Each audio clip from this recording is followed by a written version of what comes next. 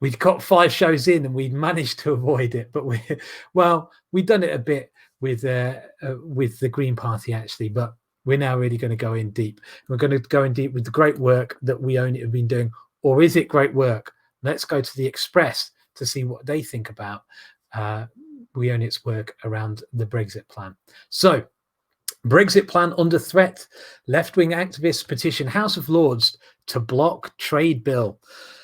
Pro-nationalisation lobby group We Own It are calling on peers to amend the trade bill to ensure NHS services are excluded from all future trade agreements. Tories have already fought off attempts to add an amendment to the bill by Labour in the House of Commons, saying it is unnecessary. The Prime Minister has already promised the NHS will not be for sale in trade talks with other countries. In October, he said in any future trade negotiations with our country, our National Health Service will never be on the table. But campaigners are hoping to persuade peers to alter the trade bill because they don't trust Boris Johnson's words. They want it written into law that the NHS will be protected in trade deals, and also want to give MPs power to vote on agreements before they come into effect. Now, Johnbosco, isn't this just a ridiculous stunt to hand in a petition on something the Prime Minister has already promised to do? No, it's not a ridiculous stunt. Fortunately or unfortunately, just to kind of bring you up to date on that Express story. Although the Express themselves have not written an update to that story, the House of Lords did actually pass the NHS amendment that we were submitting a petition for. So they passed the amendment to the trade bill that would expressly protect the NHS in the law. And they also did pass the amendment that would give MPs the power to scrutinize trade deals. Obviously, the trade bill will have to go back to the House of Commons, where MPs will have to kind of vote again on those amendments, although they have already voted on them in the past. And We Own It and a coalition of other NHS campaigning organizations and trade justice organizations will continue to try and put pressure on MPs to vote to keep both amendments in the bill. So from the point of view of whether or not we were effective, it's quite obvious that it was not a stunt, a useless stunt. It was clearly an effective stunt that in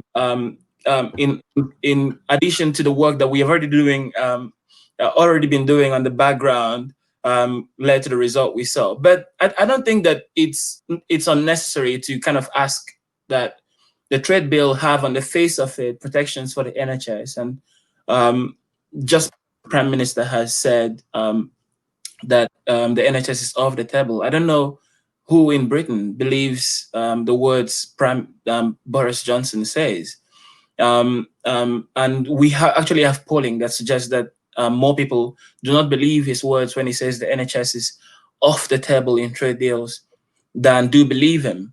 And there's also a trick that they play when the government plays when they talk about NHS in trade deals. They always talk about how the government has no plans to sell the NHS, and it's not quite clear what selling the NHS actually means in reality.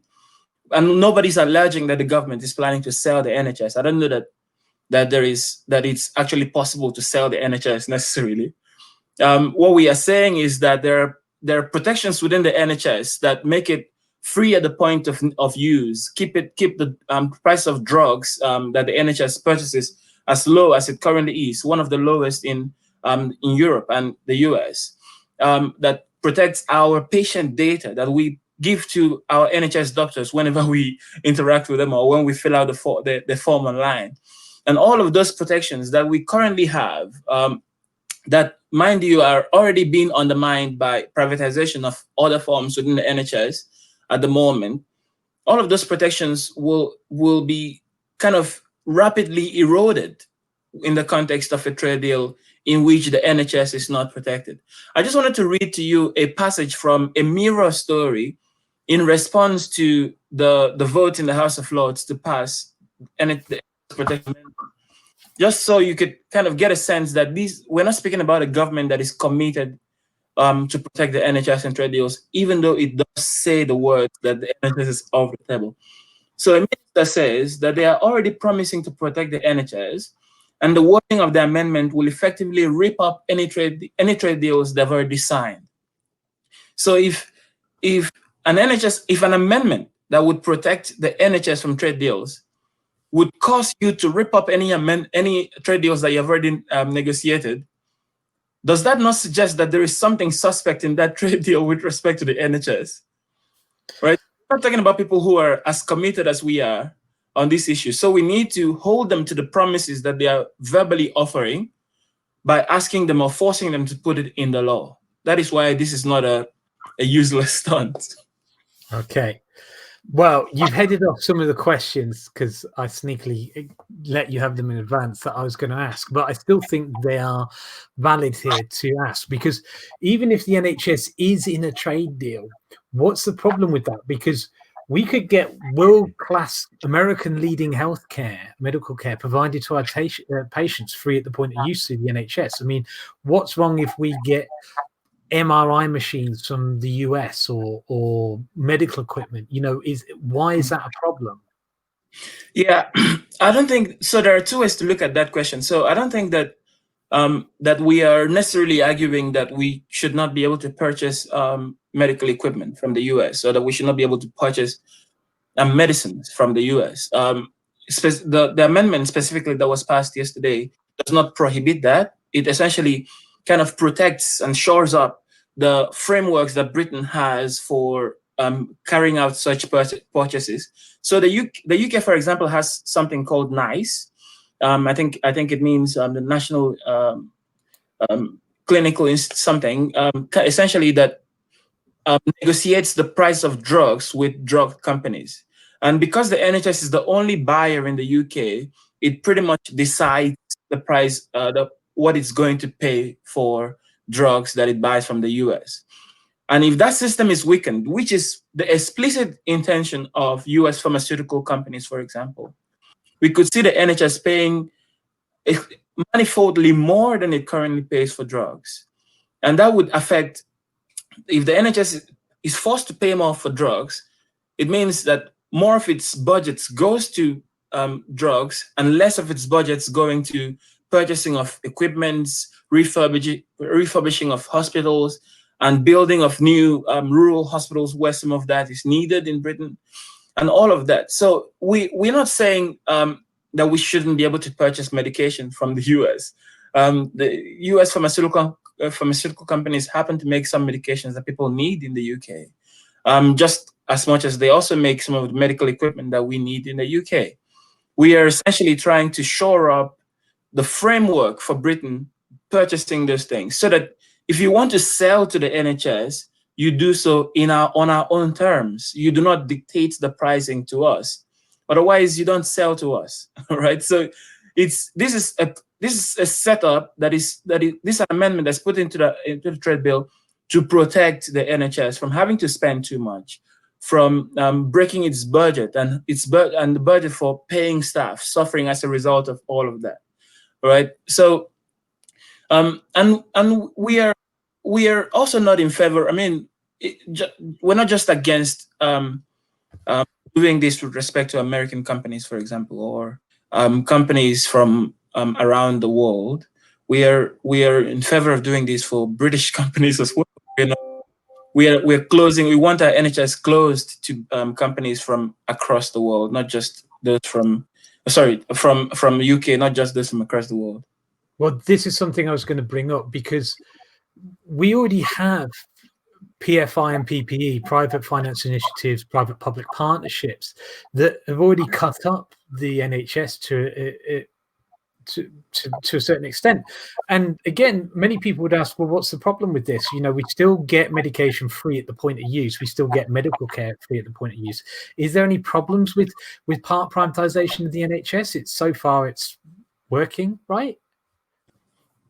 No, it's not really working. PFIs currently cost the NHS billions of pounds in kind of debt reservicing every year. And so it's not like PFIs just happened and they don't have any consequences on our current NHS budget.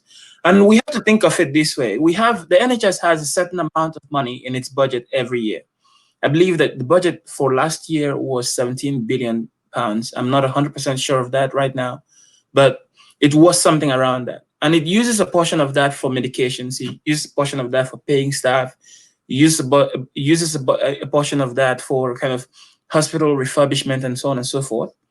And if it has to begin to pay more in one portion of that, it has less money to spend in other portions of that, right? And you can imagine a situation where, for example, we are currently having to fight Matt Hancock over pay freezes for nurses and so on and so forth, right? And so I think that private involvement in the NHS has, on the whole, been a negative thing, and we are quite against a private involvement in the NHS for a number of reasons. Number one is that their intentions, the overarching motivation of private companies that get involved in the NHS is profit, right? They could, if you go to their websites and read their quote unquote mission statements, they could cover it up all in all sorts of beautiful kind of language, right? But at the end of the day, they have a fiduciary responsibility to make money for their shareholders, right? Whereas the goal of the NHS is healthcare, right? It's not profit. So any company that comes into the NHS whose primary objective is to make as much money as possible for their shareholders already begins to distort the mission of the NHS. And you will see that some of that plays out in the form of companies because they are trying to maximize their profit, they try and squeeze out as much profit as possible from the amount of money they are paid by the NHS, which hurts the services, hurts their staff, because we also have evidence that the staff, outsourced staff within the NHS, have much worse conditions than staff that are paid by and employed by the NHS, right? So that outsourcing, because of the profit motive, hurts a whole range of elements of that work. Well, there's one other thing then that I've got to bring up. If you talk about the evils of privatization, and we're talking about trade deals here, specifically, this is what post-Brexit is supposed to be about. It's going to be one of the government's key missions. Is the NHS the only thing worth protecting in these coming trade deals? It seems to me that we talk about it a lot. It's the sort of last bastion of public service, and even as we've pointed out, it is being partially privatized. But our water, electricity, gas, railways, postal services, and more are owned by multinational corporations, foreign governments, and private British companies. Aren't there more things under threat post-Brexit, especially like food standards and farmers' livelihoods? So aren't those things under threat as well? And is there any work going on around those that you can point to? Yes, the scrutiny amendment specifically does not just protect, or does not just provide the framework for MPs to protect the NHS.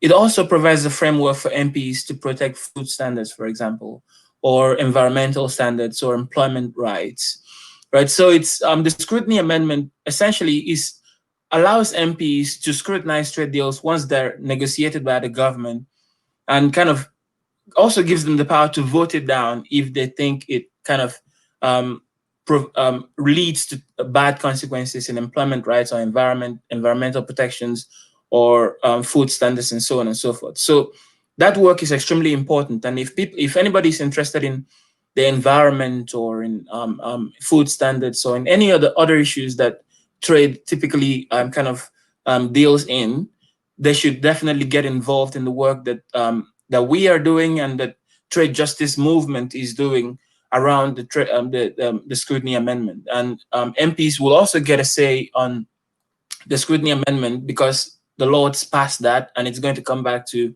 the House of Commons. So that's a very important thing to keep in mind.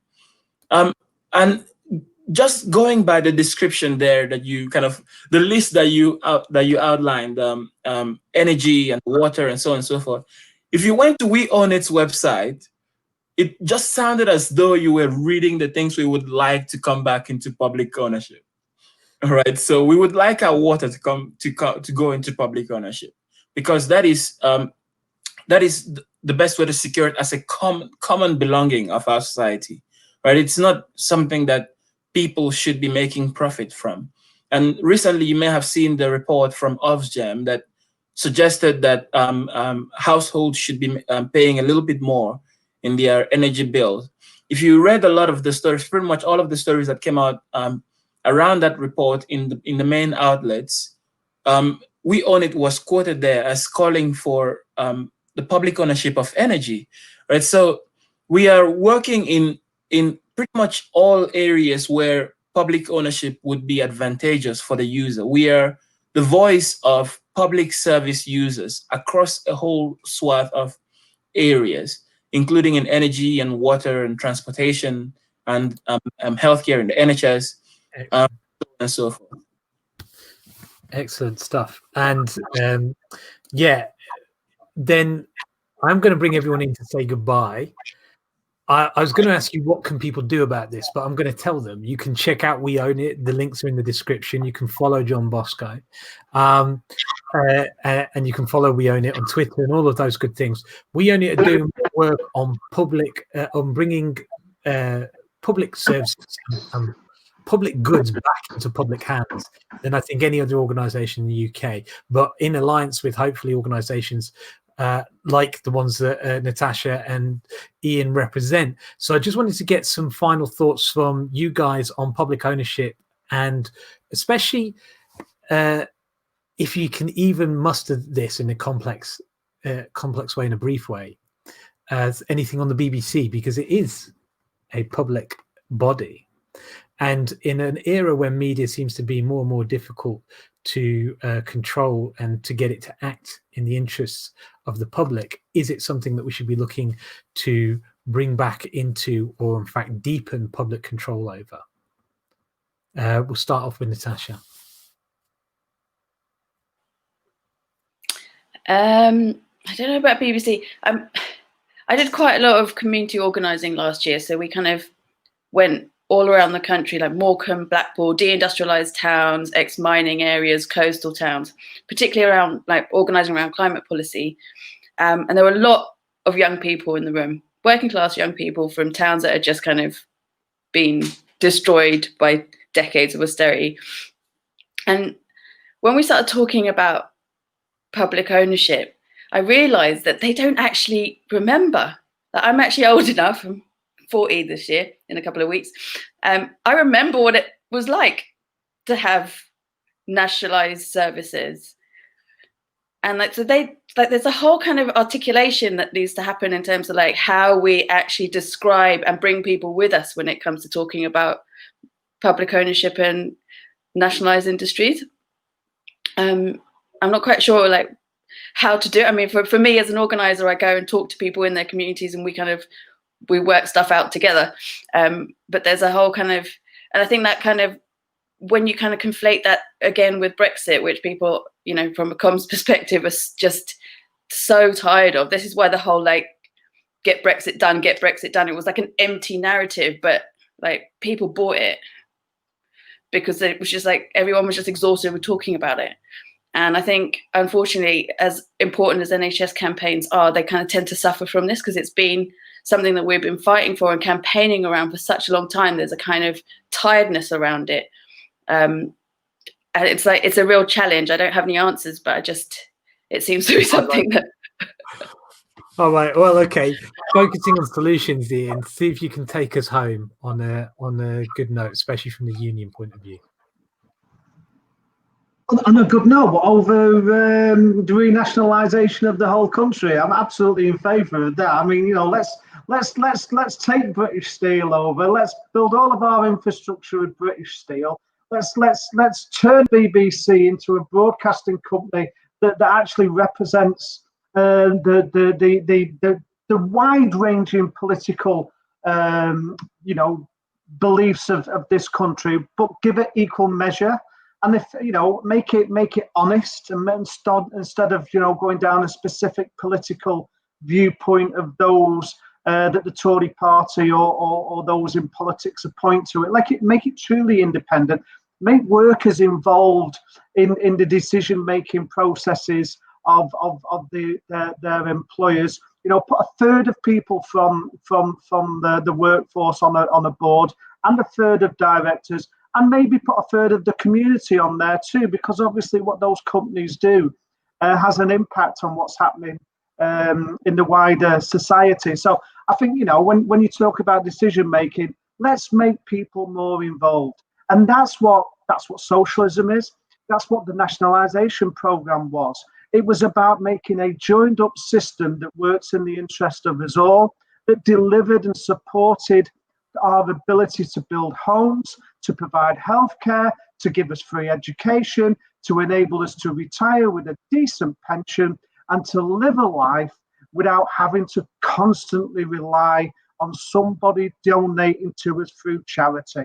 And that's why I think the sooner we own the stuff that we produce, the sooner we control it, instead of sending it to private shareholders, the better. Excellent. That's it. You did take us home, Ian. I really appreciate that. I really appreciate everyone in the audience. Can I quickly just John, go on then. Take us home, man. Quickly, two things. The first thing is that the Brexit framing on this issue was clearly an express thing. We have no interest whatsoever in Brexit. I have spent the last 3 years of my life just really knocking my head around on the wall, just trying to avoid the discussion of Brexit. And obviously, the Express is looking for a way to kind of sell this, make their audience oppose NHS protection. Hence, they say it's about Brexit, right? So that's just one thing. And secondly, I used to live in Brighton, and I have to say, and if Ian were to do a little bit of a digging into me, he'll find that I'm a huge fan of the Bakers Union. And so I wanted to say congratulations. You guys do such amazing work. I'm so impressed. I think that every union should be like your union. Yes. Another great way to end the show. And I couldn't agree more. If you are capable of joining the Bakers Union and support them. We can also do solidarity actions with them and in their struggles when they undertake them. And certainly don't be buying the divide and rule BS that the media sells us, especially when energetic unions like the Bakers Union undertake actions that don't just protect the interests of their own workers, but us as society in general. The rising tide lifts all boats. And although they're not explicitly allowed to say that they're striking not only for their members' benefits, but actually for wider society, they are. We all need unions like the Bakers Union. So I'm really proud to have had Ian on. I'm really chuffed to have had Natasha and Ian on as well. It's people like this that has made these shows great, but also make our society great and are building us up to the place that hopefully we can be instead of the place that we are now. I've been thoroughly excited with the show. We've got one last one next week. I'm really excited to invite you to that one. Come on down. Please do like, share, and stuff like that. People can watch this at any point. And do join our Telegram channel. Again, links are in the description on the YouTube channel. News Club UK, follow us, all that stuff. I know it's boring, but if you do it, it helps us get out to people who wouldn't otherwise see this stuff. And these guys are great. They deserve to be seen. Thank you very much for watching. We'll catch you on the next one. See you later.